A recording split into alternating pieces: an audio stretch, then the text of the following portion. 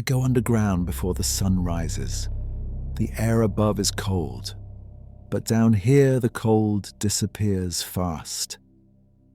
I step to the edge of the shaft, and I don't look down for long.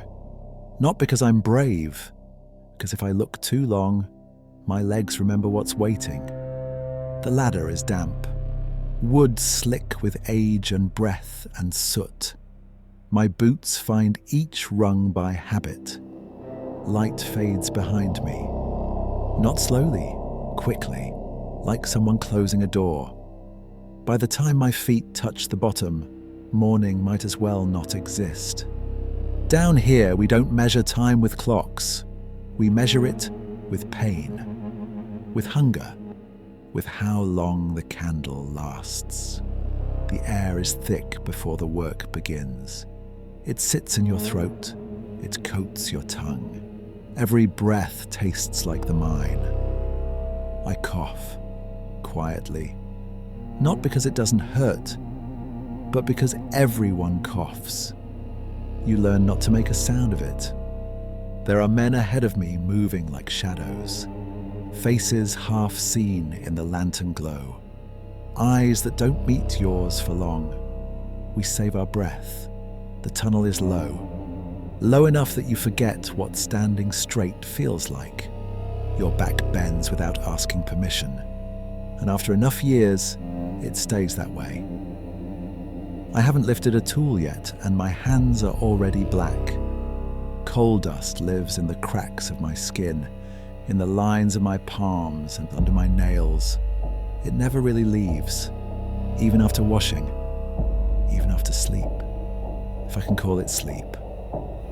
I grip the handle of my tool, wood worn smooth where thousands of hands have held it. Hands like mine, hands that came here hoping to earn enough, and stayed because there was nowhere else to go. The work begins. Iron strikes stone, again and again and again. The sound becomes everything. It fills the tunnels. It fills your head. It replaces thought. Sometimes I think the mind likes that. It wants you empty. We work bent over, because the tunnels were never made for comfort.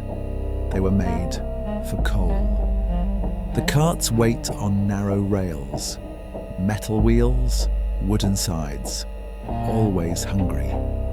Coal goes in, carts roll out, and the mine asks for more. Hours pass, or maybe they don't. Down here, time doesn't move forward. It presses down, like the earth above us. A man beside me wipes his face. The soot smears instead of clearing. He doesn't complain. None of us do. Complaining doesn't change the rock. It doesn't change the air. It doesn't change the pay. And the pay is never enough. Not for what it costs. A shift can last 14 hours, sometimes more. And when it ends, the body doesn't celebrate. It just keeps going, because it has to. There are children here. You see them in the narrowest passages, where grown men can't fit, where the ceiling forces you down on your knees. Smaller bodies, smaller hands. Better for squeezing through the dark. They carry baskets. They drag loads. They crawl where the air is worst. They don't talk much, not like children above ground might. Down here, childhood doesn't last. It gets rubbed away, like stone under a blade. I watch one pass with a basket almost as big as his chest. He doesn't look at me. He keeps moving. Because stopping is a luxury. A man can be hurt in the mine and the work will continue around him, not because we are cruel, because we are trapped by time. If the coal doesn't move, we fall behind. If we fall behind, the pay shrinks. If the pay shrinks, families go hungry. So the mine teaches us a lesson. It teaches us that one life can be less than a cart of coal. A cough becomes normal. A cut becomes normal. A limp becomes normal. You learn to ignore things you should never ignore. The mind doesn't feel like a place. It feels like a living thing. Not alive like an animal. Alive like a machine. A machine that eats. Sometimes it speaks. Wood creaks. Beams groan. Dust sifts down from the ceiling like dirty snow. We all pause when we hear it. Not because we can run. We can't. But because in that sound you can hear the question, is this the moment? A man holds his breath. Another grips the wall. Someone mutters a prayer, not loudly. The mind doesn't like loud. The lantern flame flickers, then steadies, and the work begins again. Because if you stop, you think. And if you think, you feel.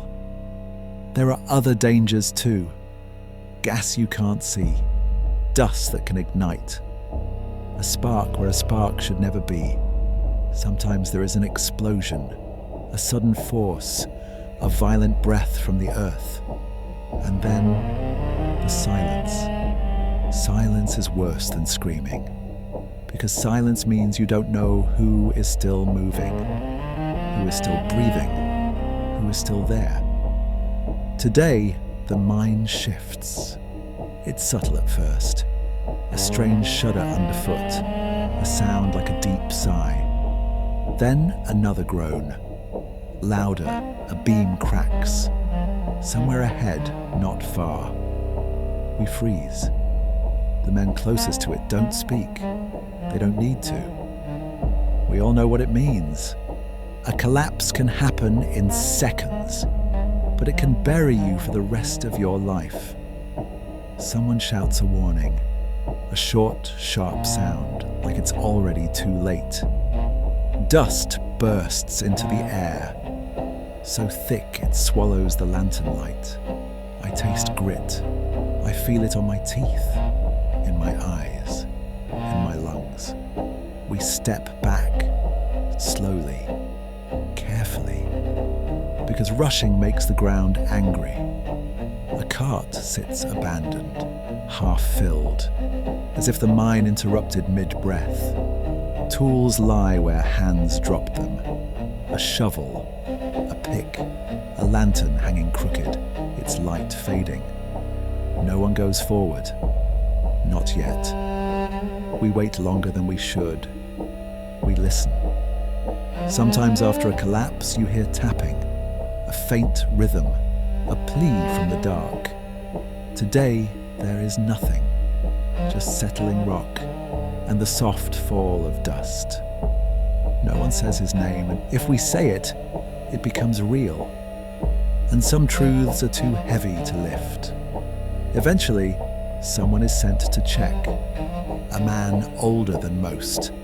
A man who has seen enough to move carefully.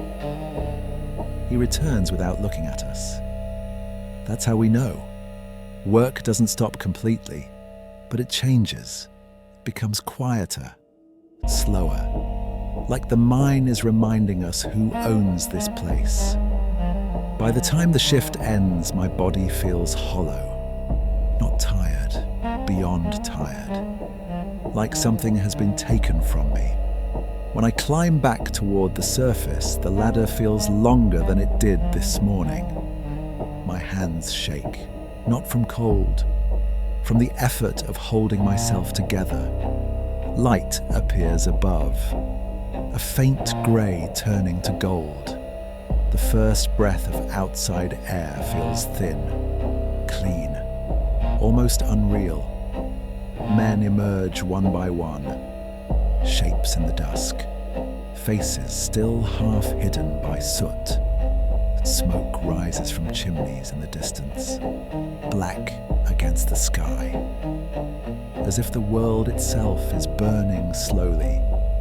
I walk past piles of coal, past carts, past the mouth of the mine, and I think a terrible thought, that this isn't war, this is work. This is what life looks like for millions during the Industrial Revolution, before safety laws, before labor rights, before anyone is required to care. History will remember the machines, the iron, the steam, the factories, the progress, but it will forget the people who fed them. Tomorrow morning, I will go underground again, before the sun rises, and I will try not to look down for too long.